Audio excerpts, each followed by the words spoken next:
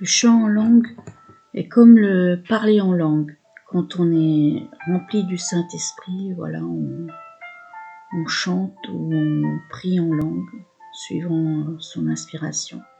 Que ce soit le parler en langue ou que ce soit le chant en langue, c'est pour édifier Dieu, c'est pour se rapprocher de lui, pour vraiment dans l'intercession accompagner des frères ou des sœurs qui prient.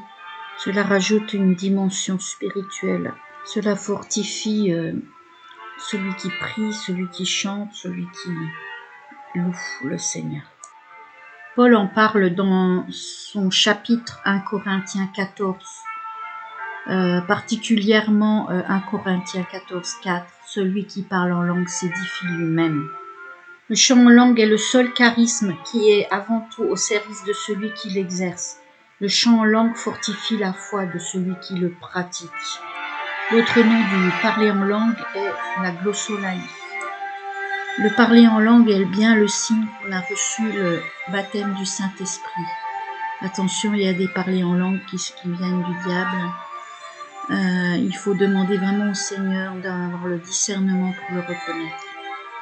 Le chant en langue peut se faire à la maison, mais peut se faire aussi dans les assemblées, bien qu'il y a très peu d'exemples d'assemblées que je connais qui le pratiquent.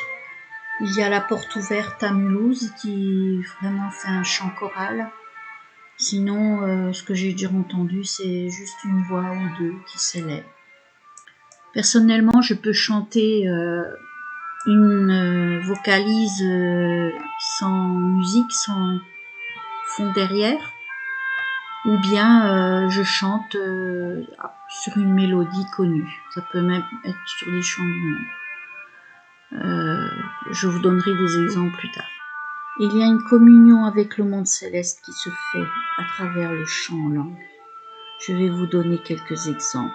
Le premier, c'est Jérémie Sourdril dans Prière inspirée sur EMCI. Le deuxième, c'est La Porte Ouverte avec le chant choral. Le troisième, c'est moi.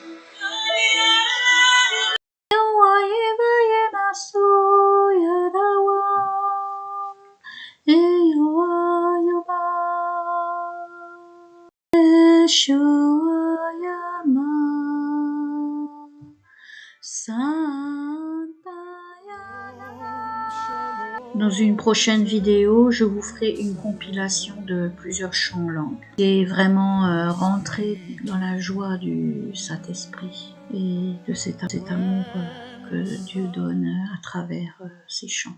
Merci.